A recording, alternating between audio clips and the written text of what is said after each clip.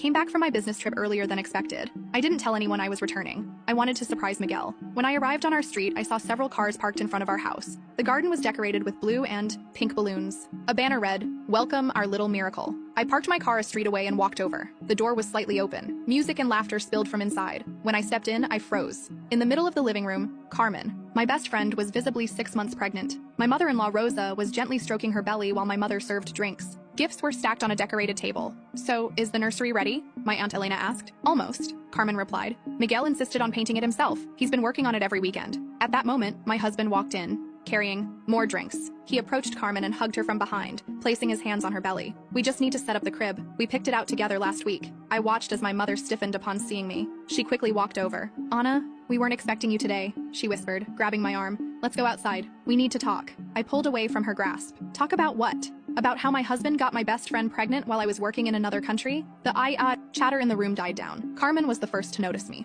Her face turned pale. Miguel stood frozen, his hands still on her belly. "Anna," he began. "Don't you dare." I cut him off. "How long have you been cheating on me?" No one answered. My father, standing in a corner, couldn't even look me in the eye. "I can explain," Carmen said, taking a step forward. "We didn't want you to find out like this." "Oh, and how were you planning to tell me? After the baby was born? Or when they turned 18? My mother-in-law stepped in. "Anna, please. Think about the baby. Carmen doesn't need this stress in her condition." "Her condition?" I let out a humorless laugh. "The same condition I was. In 2 years ago when I lost my baby? Where was your concern then, Rosa?" The silence that followed was deafening. My mother tried again. "Honey, I know this is difficult." "Difficult for whom? For me, who worked non-stop for 9 months while my husband was sleeping with my best friend? Or for all of you who had to?" "Keep up the charade?" Miguel finally stepped away from Carmen. "Anna, can we talk privately? Don't make a scene." "A scene?" "No, Miguel. A scene would be telling everyone how you convinced me to take that overseas job. How you said we needed the money to start our family." I turned to Carmen. "Did he tell you that? Or did he say he was lonely and abandoned while his cruel wife chased her career?" Carmen started crying. "It wasn't like that. We didn't plan this."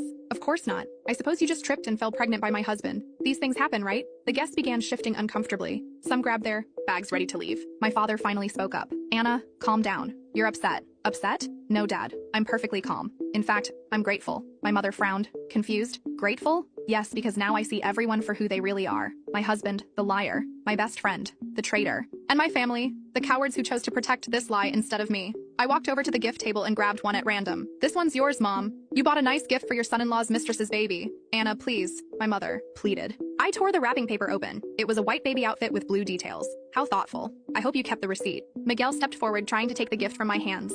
"Enough, Anna. You're making a fool of yourself." "Making a fool of myself? No, Miguel. You did that all on your own. Getting my best friend pregnant while I was paying all the bills." My mother-in-law stood up, outraged. "This is too much." Miguel was just looking for the happiness you couldn't give him. Always busy, always working. "You're right, Rosa. I was too busy working. Working to pay the mortgage on the house where your son was sleeping with my friend." I looked around. The room. Every familiar face now looked like that of a stranger. "You know what? You can keep the house, the furniture, the gifts. But Miguel, I suggest you get a good job because you won't have access to my money anymore." "What are you talking about?" he asked, turning pale. "I'm talking about how while I was overseas, I wasn't just working. I was also consulting. A lawyer. I have proof of every penny I spent on this house, on you, on our marriage. If you don't want to wait for part 2, you can watch the full story on my YouTube channel. Just click on share, and then more, and then click on the YouTube link here in my profile, or search for the Flag Stories Reddit channel on YouTube.